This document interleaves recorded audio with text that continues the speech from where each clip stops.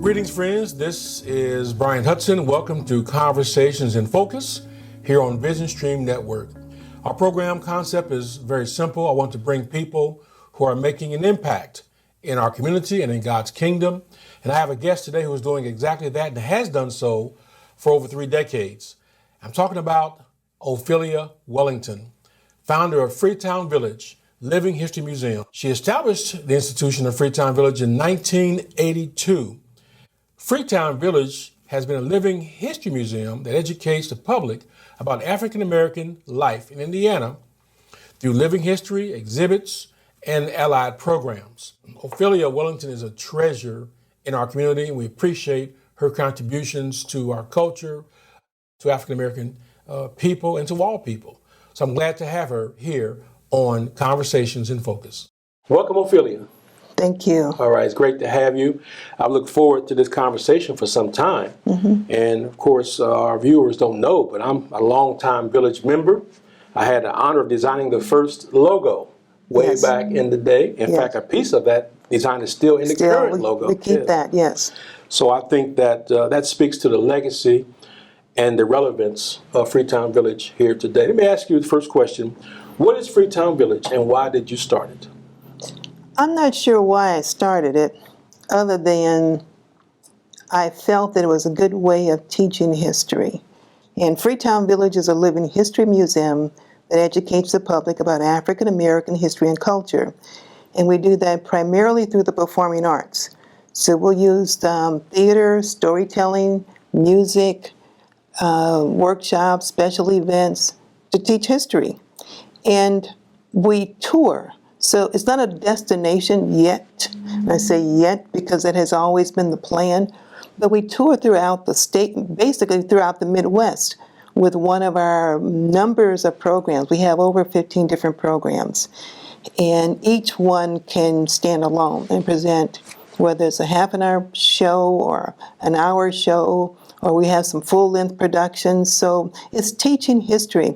And we believe that by showing people history, they're more likely to get it, participate in it, and understand it. And you ask, why did I start Freetown Village? Well, as a former educator, I always believe education is important. And this was back when IPS, I was teaching in IPS, and they started the busing, and many of us got rift. We lost our jobs.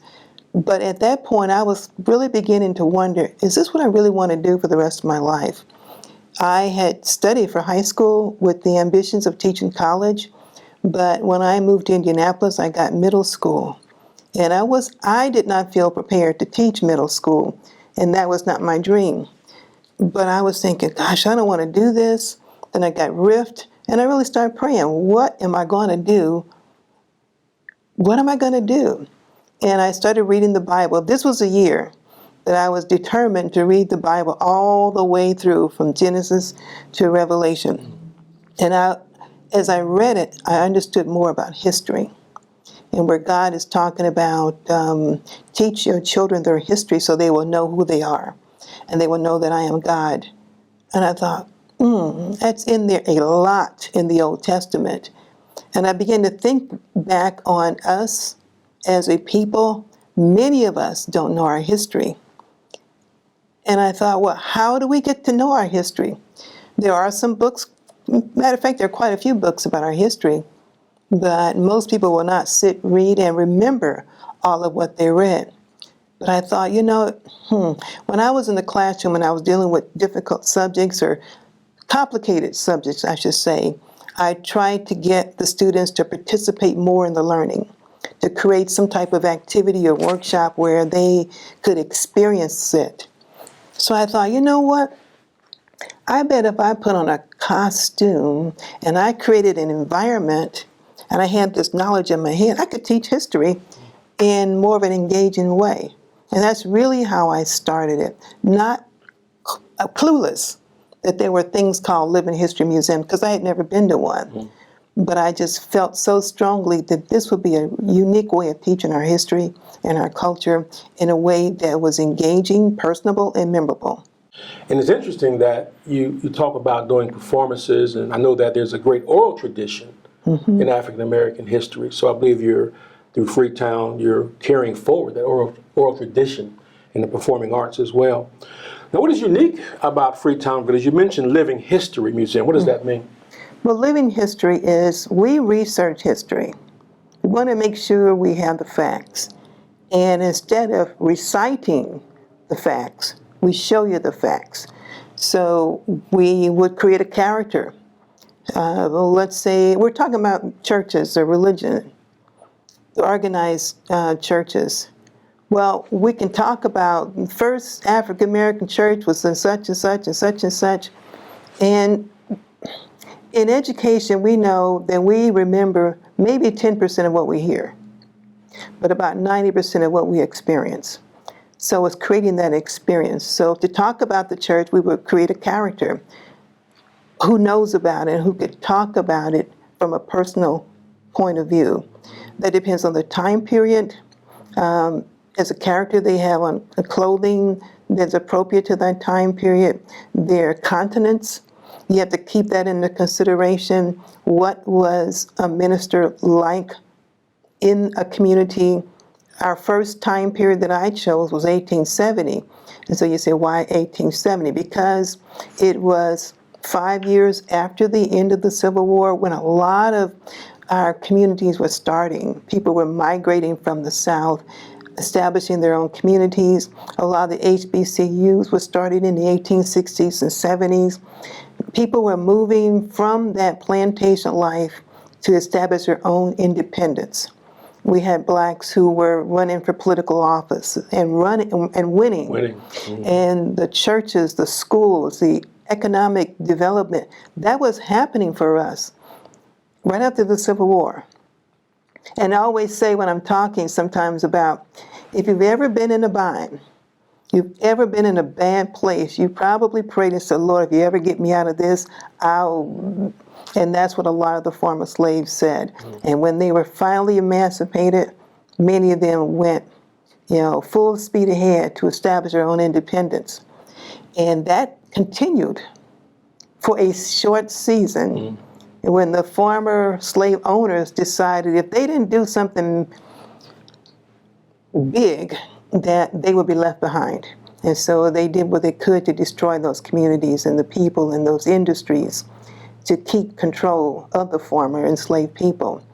But those are the stories that we tell, and we tell them in a way that the history is not on the paper, it's through a person. Yes. And as a person, as I always say, even as a teacher, if you do the research, you have information. So if any of your students ask you a question, you can either answer with information or say, I don't know, we'll have to get back with you on that, or give an assignment. Okay, let's all, resolve that and find out the answer. So we do that in living history.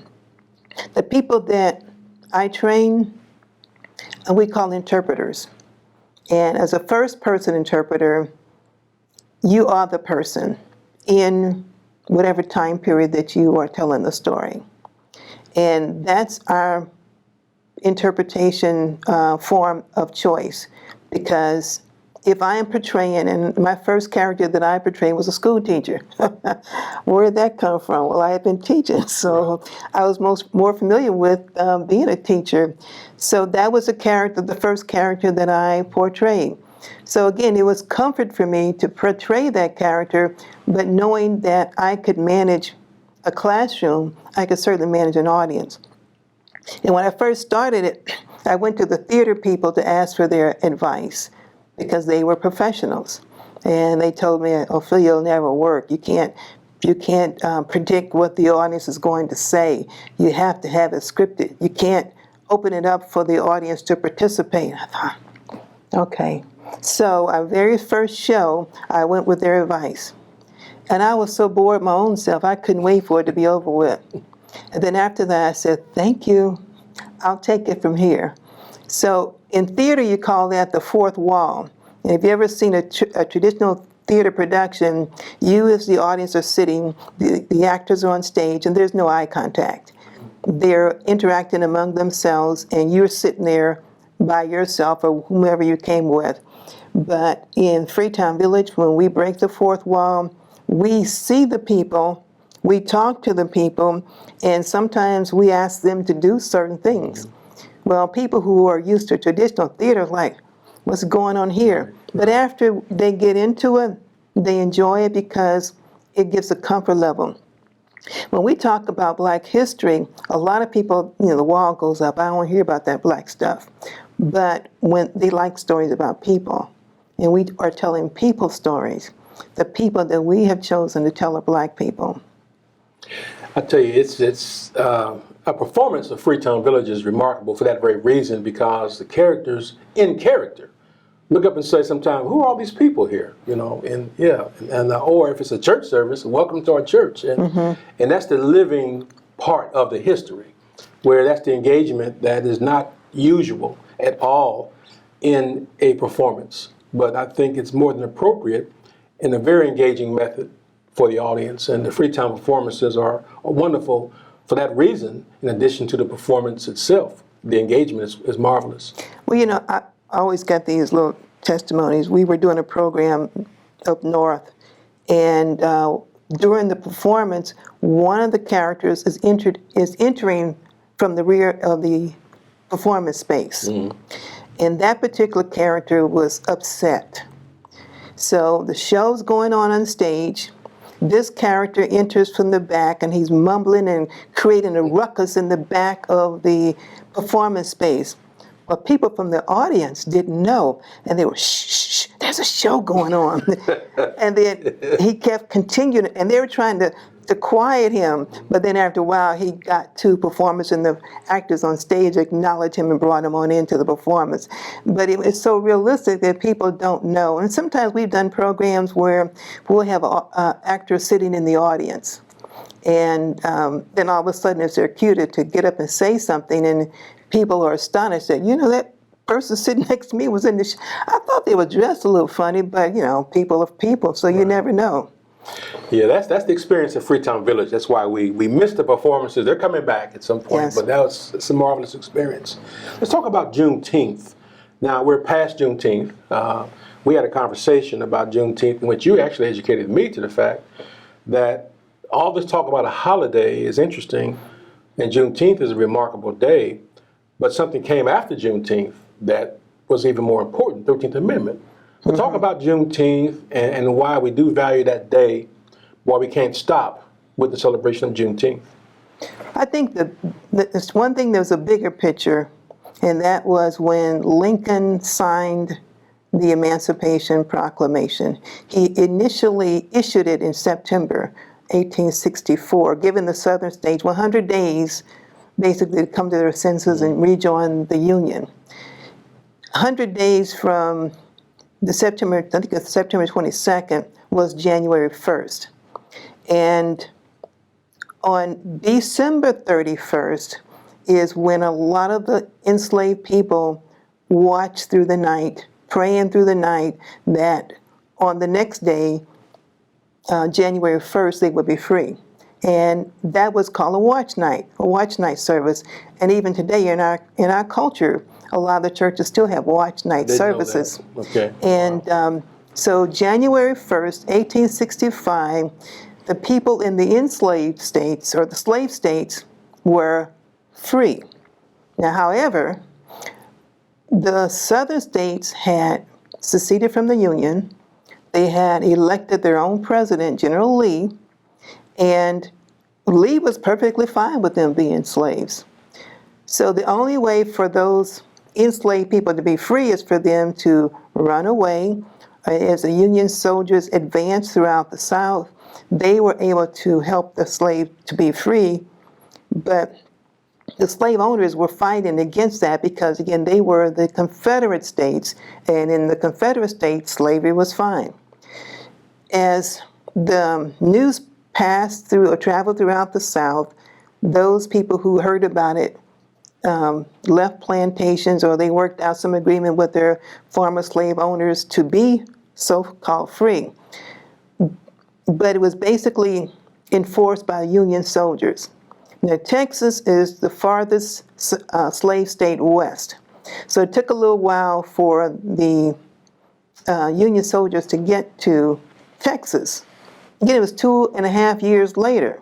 So for 2.5 years, the slave owners in Texas are getting free labor, and nobody's talking. So when General Granger finally arrived in Galveston in June 19th of 1865, that's when, wait a minute, 1863 is when the Emancipation Proclamation was valid. So 2 years later, in 1865, is when Granger got to Texas to free the slaves. So they were the last ones to be emancipated. Now, several months later after that is in December of 1865 was when the 13th Amendment was passed. And the 13th Amendment legally freed the slaves in all of the states, no matter where they were. So whether it was a slaveholding state or a free state, because even with the Emancipation Proclamation, the northern states, or the states that did not secede, still had legalized slavery. So that included Kentucky and portions of Louisiana, and there, I think it's Virginia, and there's a couple of other areas that still had legalized slavery because they did not secede from the Union. So the Juneteenth is a celebration, but it's the 13th Amendment that legally freed the slaves, of the enslaved people. That's an education that I did not receive in school. Most of us did not. I received it just now, okay? It's amazing what we have not learned and what we can learn through engagement with Freetown. Now, you also see on the screen a website, freetown.org. And I encourage you to visit the website and learn more about Freetown Village and offer your support. Just stay connected in this very important time. Now, let's talk about programs. You mentioned programs, gave some examples of programs, and right now, I believe as we're filming this late June, summer camp would be going on. But talk about the summer camp experience, and it'll come back. We know that. But talk about the experience and how it has helped and empowered young people.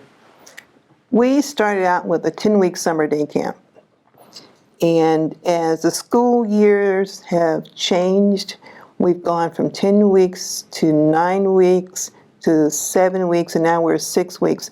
It's a summer enrichment program where we teach children about our history and our culture, a lot of hands-on activities and experiences. We do small group activities, large group, but it's a totally immersive experience. One of the things we do is we teach the children about manners, simple, everyday, common manners. We teach them about Black heroes and heroines, local as well as national.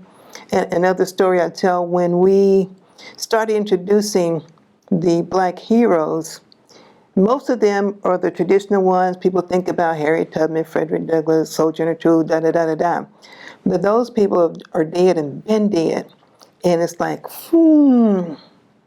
So it's like the kids weren't connected. They could remember somebody did something, but we wanted to personalize it. So one of the things that we did was we highlighted Thurgood Marshall, U.S. Supreme Court. Well, locally, we highlighted, I just dropped his name, who's locally on the U.S. Supreme Court. And we invited him to come in to meet the kids who were learning about him. And when the kids saw him and they saw the picture of him, it's like, this person is the same person. He's not dead, he's alive, and he looks like the picture. It was this connection that they began to understand. We're talking about people who live right here in this community. Justice Rucker. Justice Rucker. I'm glad I remembered his name. State Supreme Court? Indiana Supreme Court. Okay. And so we knew we were on to something at that point. But it's about teaching children who live in their community who are doing great things. We first started out asking our children, who were their role models? What did they want to be when they grew up? And of course, most of them were looking at fame and fortune, sports and entertainment. Yes.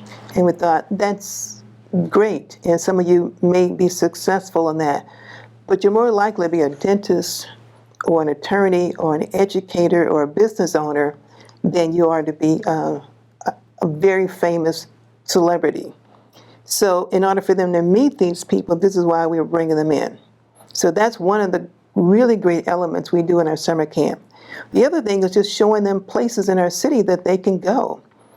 We've taken them to different museums and theaters and attractions in Indianapolis that many of them and their parents, we invite the families to come on our field trips, that they can see these things are available here in Indianapolis in Marion County. And we know a lot of camps will take the kids bowling and swimming and skating, and those are things that the parents can do.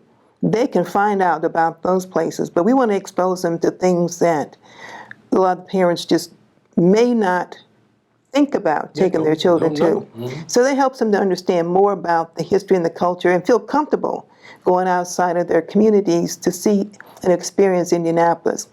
But we have, again, a lot. We bring in service providers who have expertise in certain areas to enhance our teachers. And our instructors are all educators. So we're not hiring college kids who need a summer job. We are hiring people who know how to deal with children and to encourage them. And now we have campers who are grown. Some of them have kids of their own, and they talk about their experience at Freetown Village Summer Camp. In fact, I got an email from a former camper just a few days ago, and she has, I think it's a niece or nephew, and she says, please, I need to get them into your summer camp. But now we're doing the virtual summer camp, which is totally different because you can't hug the kids and you can't get all the little stories about what happened last night and find out about how they're living and so forth. But it's still a small way of trying to connect with their kids and to teach them over the summer. So that's one thing we really have to expand on. We don't know how long this pandemic is going to be around, but we have to adjust. We can't pull back on teaching our history. We have to figure out how to make it more of an experience for them. Yes, we do. We've always risen to challenges as a people. Mm-hmm. So here we go again, another challenge we're rising to. Yeah. You mentioned about helping young people recognize heroes in their midst. Mm-hmm. And that's become a program called Making a Difference, I believe, right? That became Making a Difference. Mm-hmm. Talk about that annual awards recognition program. Well, with our role models, we've done two things. One, we have taken an opportunity to partner with another arts organization called Storytelling Arts of Indiana, and we give them an opportunity to record their story. And that story is archived in the Indiana Historical Society. And we've used the information to teach the kids about that person. So it's not very often that you can get to sit down and just talk about yourself. And where you grew up and where did you go to school and how did you get to where you are. I think a lot of times children and many people, you see where the person ended up, but how did they get to where they are now? Yes. What challenges did they overcome? And what lessons did they learn that they can pass on? So we had that element. We invited the role model into camp for the campers to meet them. And then we thought we needed to acknowledge these people and thank them for sharing their life with our campers. So we had this annual Making a Difference program, and we call it They're Making a Difference in the Lives of These Children. Now when the children see them, they act like, okay, that's my friend. They don't know you, but they feel a relationship. Yes. So it's okay, as they grow up, they may feel that if they need to network with that person, at least they have an opportunity to say, you came to my summer camp, and I remember this, that, and the other about you. And we've had stories of either the campers or the honorees saying, I met one of your campers the other day, he told me about myself. Because it's things that the children remember. So we have this annual program, and we honor the honorees, and we invite some of the campers to introduce them. So we're giving them grown-up responsibility. And these are young children. Mm-hmm. And they're able to stand up in front of an audience full of people. Yeah, I've seen it. And calmly introduce their role model. And we've had many adults say, I don't know if I could have done that. But a part of our summer camp experience is teaching our children to speak, to command a room. If you know what you're going to talk about, that's not a problem. And we try to help them to be comfortable in being before people and speaking their minds. This is valuable for a lot of reasons at different levels, one of which is helping young people to not just fixate on celebrities, but to recognize in your midst role models, people that are closer to you than a celebrity. Now, we don't diss celebrities. Correct. But we're saying that you've got people around you who are very valuable and helpful. The Bible says, Paul made a statement, he said that those who seem to be something added nothing to me. All right, so that's an important lesson. You mentioned about taking kids and they toured the city. And I remember talking to some young people about IUPUI campus. They didn't know that part of the campus was the heart of the black community many years ago, some decades ago. Matter of fact, my granddad's church was on the exact spot where the School of Informatics is now. I mean, I can walk outside the building about 20 steps and paces, and I'm right on where my granddad's church sat at IUPUI campus. So the black legacy is, we've been kind of pushed out to the margins, or we feel marginalized, but really we're a major part of this city. Talk about Freetown Village in terms of the vision of an actual village. That has always been part of my vision, was to see a place that's why it's called the Freetown Village. And let me explain the name. Throughout Indiana, there were about 40 to 60 different African American communities, and they were scattered throughout the state. Most of them were along the southern part of the state, but these were free communities, free towns. And they moved into these towns to be free, to establish their own identity, economic independence, etc. I always saw that being recreated as a place for our people to be, to learn, and to feel comfortable. And it becomes a destination. I see it now. The concept has evolved as more of a cultural and economic destination where we have a museum, we have a cultural center, but it's also an opportunity for business owners to be. One of the problems that we have with our black businesses is that they're scattered. You have one across town, one over here, one over there, and unless you really are in the know, you don't know where they are. And sometimes they're kind of out of the way, and you have to make a special trip to go to where they are. Yet the black businesses, sometimes we don't know really where they are. But if they are in a central place, or a common place where there are several of them, then you can go from door to door, down the street, up and down the area, and find just whatever you want. I think of it kind of like French Quarter in New Orleans. You just get in the area and you can find most of what you want. Beale Street in Memphis. Yes. Wherever there's a place where it's walking, if we have our churches, our schools, housing, restaurants, stores, shops, entertainment, in a close proximity, along with the history and the culture of a museum. Of course, we would have the village of Freetown, where we would have the performers in costume presenting many of our productions. It's also a place that can be rented for other theater companies. Yes. And even I see as the Freetown Village Church, we would use it as a performance, but it'd be a perfect place for people who wanted a venue for a wedding. It has that kind of unique feel to it. So that has always been the plan, the concept, to have that.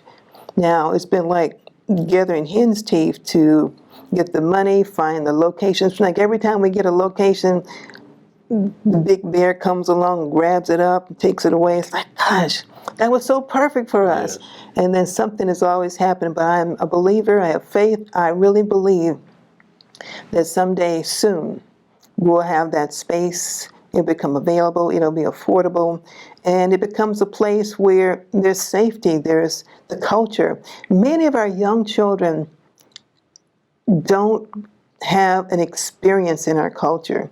If they live in the burbs, they live in an isolated area, they go to a school that's predominantly white school, they're there's no place for them to be immersed in who we are. And they're kind of like in between, trying to understand who we are as a people, who other people are, and blend in. But once people really understand and embrace our history and our culture, that's a real sense of pride and confidence. Yes. And I think it would do a lot to cut down on the ills of our community, the crime, the violence, and so forth, because you have a sense of self, a sense of purpose, a sense of destiny. And you don't want that to be interrupted with some nonsense. You're better than that. So it's a place, it's a safe place and a secure place that we need to manage. We have senior citizens. I'm one of them now. They used to be those people now, Right. one of those people who have information and knowledge to share with the younger generation. And I think some younger people need to feel that security of a mature person who will value them and encourage them. And sometimes, even as teenagers, they need somebody who will talk to them or just listen to them. Listen is probably more than talking to find out. So we can nurture each other. We're really a nurturing people. We are. We think about a lot of the things that have happened where there's violence or harm done to a person or a person's family member, and they say, I forgive them. They're going, other people say, oh, never, I wish they burn in hell. But we tend to say, I forgive them, because that's our nature. We'll take you in. I mean, we'll take anybody in, and I mean, who shows any type of concern or contrition or need. That is our culture. You mentioned about how knowing our history or being around older African Americans and how we can impart what we know, but also impart our values. And I thought about the value of Black history itself. Talk about the value of learning and knowing Black history. Is it just something, facts from the past, or is there some value in the present? Oh, it's both. It's really both. When we learn about the obstacles that we as a people have overcome, and we're still here. And I think white people need to understand those who are racist in their beliefs, believe that they, for some reason, are superior. We're never going to give up. We will always fight for our freedom. It's always going to be a fight. Yes. And so, as a country, are we going to spend every day of our life fighting, or we have to realize we're going to figure out how to work together so we can all live and breathe and have our being? But when you understand what we have done then and now, it gives you a sense of pride and a stiff back. So when people say things that are demeaning, you realize, oh, that's not us. You're the one with the problem. And you just deflect it, and you go on doing what you need to do. But you don't take it personally and become oppressed behind it. And also the important thing is knowledge. You have to understand, as we say in some of our scripts, you have to understand the laws, you have to understand processes, you have to have information. So when people come acting crazy, you don't get in the weeds with it. You listen to them, you let them have their peace, and then you go on and do what is the right thing because you know better. Or you know how to go and get some information to stand up for what is right. So true. I think as the mamas have coined the phrase, when they go low, we go high. And that's really been our history. It's more than just a cliche. That's been how we've made it through. And with wisdom, and as you say, we're going to fight for our freedom. Always. And we're not going to tolerate, or we're not going to allow ourselves to be limited from what God has given us. In our country, Black people were demeaned and made to be 3/5 of a man and all this. And yet that same Constitution, Black folks saw hope in the same document. And in the Bible, people use the Bible. Curse of Ham, that kind of foolishness. And yet Black folks found hope in God. They connected to the living God, not to the so-called Christian slave owners who weren't Christians, but to the living God in Christ. Talk about then the value of faith and faith in God and what that meant to us as a people. To even add to that, when somebody comes up and tries to devalue you, say you're 3/5 of a human, you're thinking, okay, where did that come from? And why are they doing that? So you start thinking, like you play chess, you have to think, what's the advantage to them trying to demean me? okay, that I'm a threat to them. So they're trying to devalue me to discourage me. And you don't take that in. Anytime somebody comes up with some crazy law, you're trying to think, what's the real story behind that? Why are they doing that? And you just get information, you go around and let them stand there believing what they want to believe, but you know what is the real objective here. They're trying to discourage you. And if that's all the information you take in, you'll believe it. And if you believe it, you'll internalize it, and you become exactly what they want you to be. You go around it, you know more, think, okay, let them keep that to themselves, and I'm going to go over here and build my own castle, because that's where they are, but that's not where I am, and I'm not going in that boat with them. But it's, again, when we read the scriptures, it has to make sense. And sometimes I'll read and it doesn't make sense, I get a different translation. And after reading several different translations, so, okay, that's what that meant. But even praying about it, and you have to believe God did not create us to be the boot of somebody else. We're created in His image. He loves us. He intends for us to have life and life more abundantly. We have to grab hold of that. So, okay, well then, how are we going to deal with this guy? You don't get entangled in the weeds, in somebody else's weeds.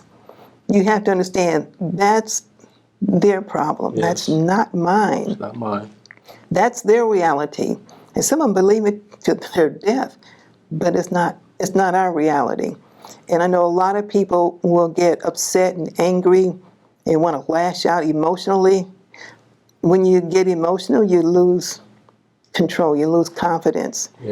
You lose focus. So you have to stay collective. As a cheer we used to sing back in high school, be calm, be cool, and be collective. You have to be calm, be cool, and collective, and keep your wits about you as you understand there's always a strategy. If something doesn't vibe with you, and we say in our spirit, you say it's not right, then there's a reason why somebody's acting crazy. It's a reason why they're doing that. Right. Why would you not want children to have a good education? Why would you want someone not to have good health care? It's not because they don't deserve it, it's because you don't want them to deserve it. Right. You don't want them to be healthy. You don't want their numbers. You don't want their success. So you undermine it. And some of these things go so deep. There's this one program called Undoing Racism. And it talks about how racism is embedded in every institution of our society. And you think, oh, gosh, it goes back centuries. But it's all planned so that we are fighting every step of the way, trying to be successful. And sometimes not really understanding we're just scraping the surface of something that's really, really deep. Well, it's as deep as Genesis 9:25, thereabout, when the Bible talks about Noah woke up from his wine and saw what Ham had done, which nobody knows what he did. It says, cursed be Ham. And then that was interpreted to be cursed as black people, but Ham had 4 sons. And he said, cursed be Canaan, is what he said. People always say the curse of Ham. He said cursed be Canaan. He didn't say cursed be Ham. But that's been intentionally misinterpreted to make it look like that black folks are servile people. There was nothing in what Noah said that pertained to Ham's descendants. But more than that, here's the point people really miss.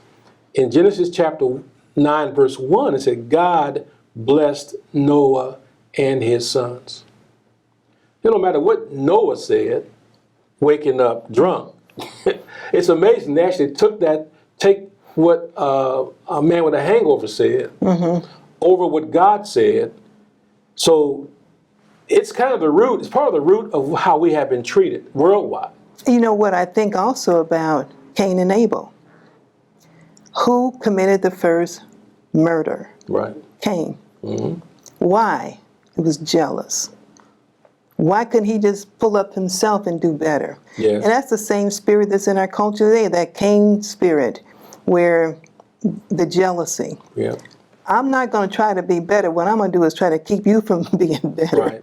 So I think that spirit really has hampered a lot, and it continues today. Yes, which is why, I mean, we're talking about Freetown Village. We're not preaching here, but we do know that our history is rooted in Christ and the Word of God.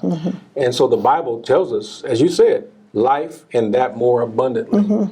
And so that we, as a people, we don't function too well without God, without Christ. And evidenced by the spirit of Cain, that fratricide, brother killing brother.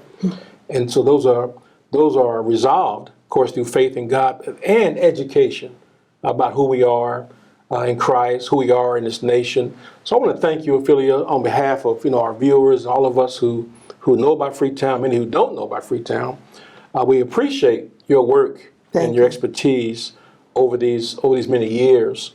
And have you ever tried to add up the audiences, the number of people that have been? Is it possible? Do you have a thought about how many people have been reached? Easily, it's been well over 1 million people. I'll say. And we say that, in person and through the electronic media, well over 1 million people. And we're probably close to 1.25 million by now. Yes. But it adds up.